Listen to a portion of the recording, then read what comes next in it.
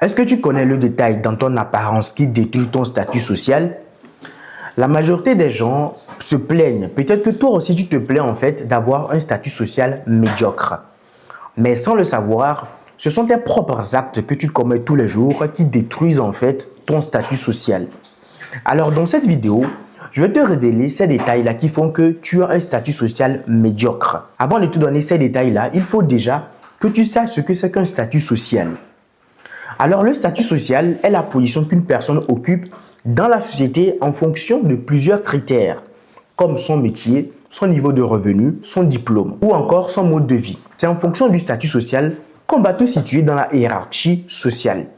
Le statut social influence tes conditions de vie, tes opportunités, ton image et l'image que les autres ont de toi. Généralement, il y a deux types de statut social. Il y a le statut social que tu reçois à la naissance sans l'avoir choisi et le statut social que tu reçois par tes efforts. Prenons l'exemple du statut social que tu reçois à ta naissance. C'est un enfant par exemple qui est né dans une famille aisée. Lui, il part d'un statut social élevé.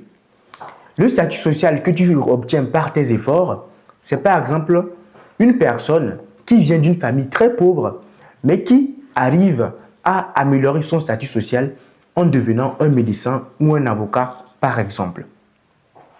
Alors, qu'est-ce qui, dans ton apparence, influence en fait ou bien détruit ton statut social? Le premier point, c'est ton manque d'éducation. Le manque d'éducation, c'est quelque chose qui se reconnaît lorsque les autres te voient.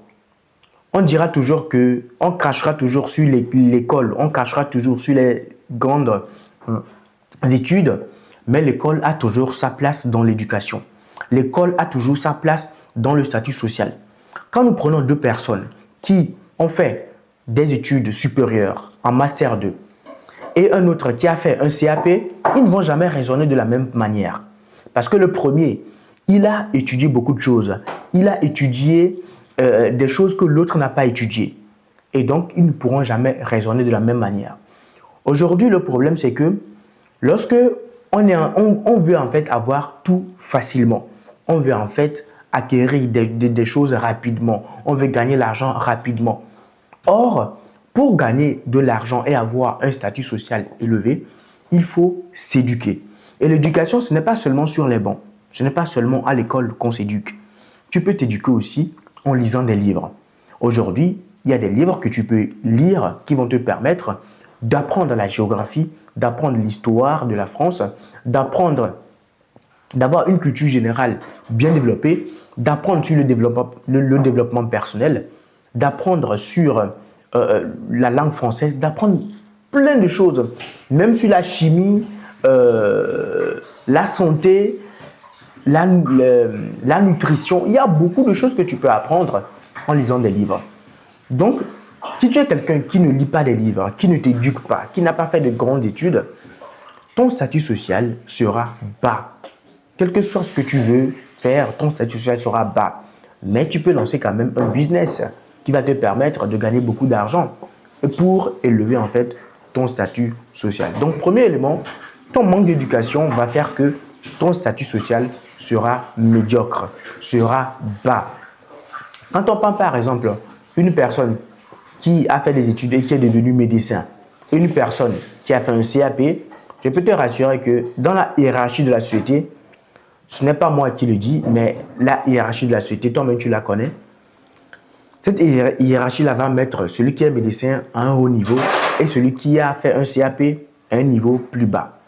Et donc, tu comprends que pour avoir un bon statut social, il faut s'éduquer. Le deuxième point qui détruit ton statut social, c'est que tu négliges ton apparence physique et en fait ton code vestimentaire. On dira toujours, on ne cessera jamais de le dire, l'habit ne fait pas le moine, mais le moine se reconnaît par son habillement. La manière dont tu t'habilles définit le taux ou bien le statut social que l'on va t'accorder. Des fois même, ton code vestimentaire peut changer en fait la vie des gens sur toi. Quand par exemple tu vas à une formation ou bien tu vas à un rendez-vous et que tu t'habilles en veste cravate, la personne, ça peut donner en fait une illusion que tu es quelqu'un de haut placé, mais en fait tu n'es personne en fait, juste que tu t'es bien habillé. Donc, quand tu négliges en fait ton code vestimentaire, les gens vont te juger en fonction de ce que tu as porté.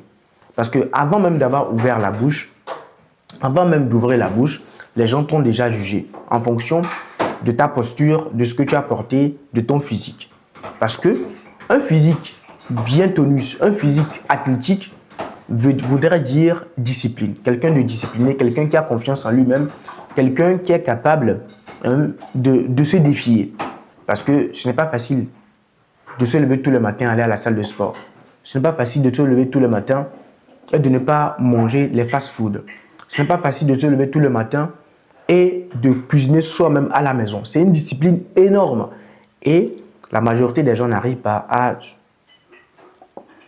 accomplir ces disciplines-là. Donc si toi, tu as un physique athlétique, si toi, tu t'habilles très bien, tu vas voir que ton statut social va évoluer. J'ai même pu comprendre que dans certains pays, le physique même, lorsque tu fais des entretiens d'embauche, le physique même influe sur le fait que ta candidature sera acceptée ou pas. Donc vraiment, fais attention à ton code vestimentaire et à ton physique. Si tu as une masse grasse énorme, fais du sport, mange moins. C'est aussi une discipline qui va te permettre en fait d'augmenter ton statut social. La troisième chose qui détruit en fait dans ton apparence ton statut social, c'est que tu négliges en fait ton choix de vie et tes comportements. Le choix de vie, c'est déjà là où tu décides de vivre. Il ne faut pas vivre dans les ghettos, par exemple. Il y a des villes qui ont, entre guillemets, une appellation de ghetto. Quand on prend quelqu'un qui vit, par exemple, à Paris, en plein Paris, tu vas voir que son statut social sera plus élevé que quelqu'un qui vit, par exemple, dans le fin fond de, je sais pas, Saint-Denis ou bien dans le fin fond de Mantes-la-Jolie. Il y aura une différence énorme entre ces deux personnes. Parce que celui qui vit à Paris, c'est vrai qu'il va payer un loyer plus cher. C'est comme ça aussi que son statut social sera plus élevé. Donc, plus tu t'éloignes de la ville, plus ton statut social est bas. Mais ça peut être aussi une stratégie de faire des économies, je peux comprendre. Mais si tu veux que ton statut social évolue ou bien que ton statut social soit élevé, il faut se rapprocher en fait de la ville. Ça, c'est ton choix de vie. Le deuxième point, ça va être ton comportement.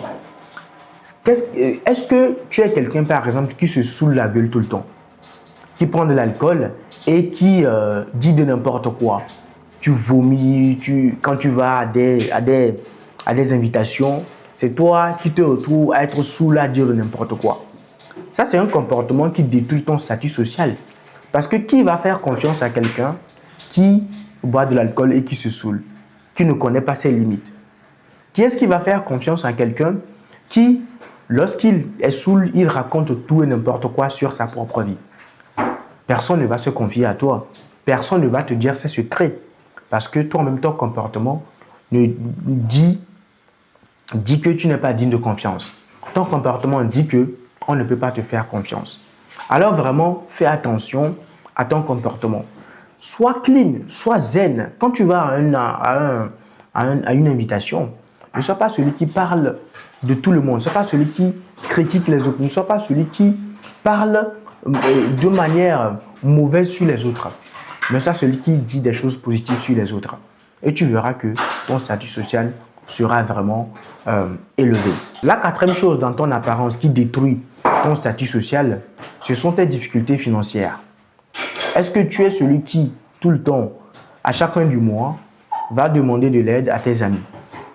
Est-ce que tu es celui qui n'a aucune intelligence financière? Écoute-moi, tu dois en fait apprendre à gérer ton argent. Tu dois être un gestionnaire de ton argent.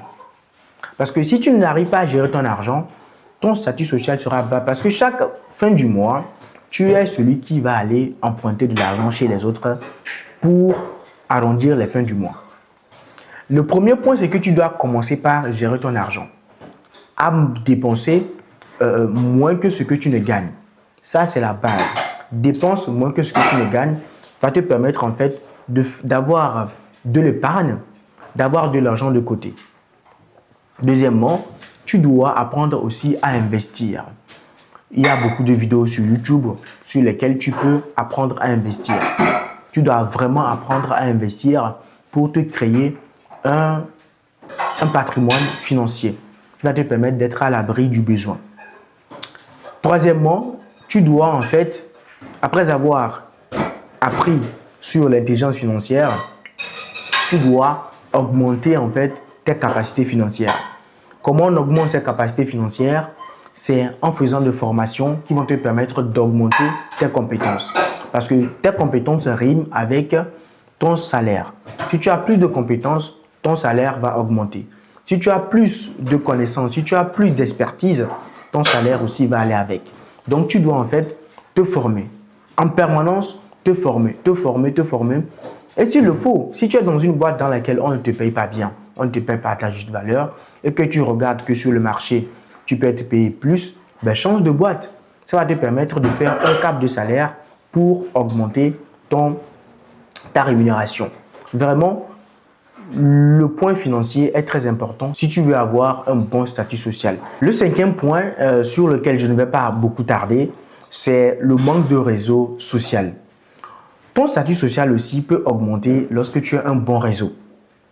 Regarde par exemple, il y a des gens qui n'ont pas évolué dans les études, qui n'ont pas un statut social élevé, mais quand tu regardes dans leurs entourages, ils vont à des conférences, ils rencontrent des grandes personnalités, des gens qui ont un statut social très élevé.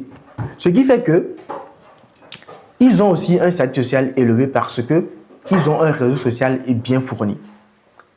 Dans ton réseau, qui tu as dans ton réseau? Est-ce que si aujourd'hui tu as un problème de 1 million, dans ton réseau, tu peux trouver quelqu'un qui va te trouver ces 1 million-là? Est-ce que tu t'es une fois posé cette question-là? Si tu as par exemple un problème de 500 000, est-ce que dans ton réseau, tu veux trouver quelqu'un qui va te trouver les 500 000? Tout cela va te permettre en fait d'avoir un réseau plus performant. Après tout, tu peux avoir un réseau social important aussi sur LinkedIn par exemple. Si tu t'associes avec des gens qui sont des responsables, qui sont des dirigeants d'entreprise, tu peux avoir un réseau social important qui va te permettre, si par exemple tu as un problème, de contacter les gens directement sur LinkedIn. Ça aussi, c'est se faire un réseau. Donc, fais-toi un réseau de personnes influentes et tu vas voir que ton statut social aussi sera élevé en fonction de ça. Merci d'avoir regardé la vidéo du début jusqu'à la fin. Si tu n'es pas encore abonné à cette chaîne, je t'invite à t'abonner pour me revoir et ne pas manquer en fait les prochaines vidéos. À la prochaine. Ciao.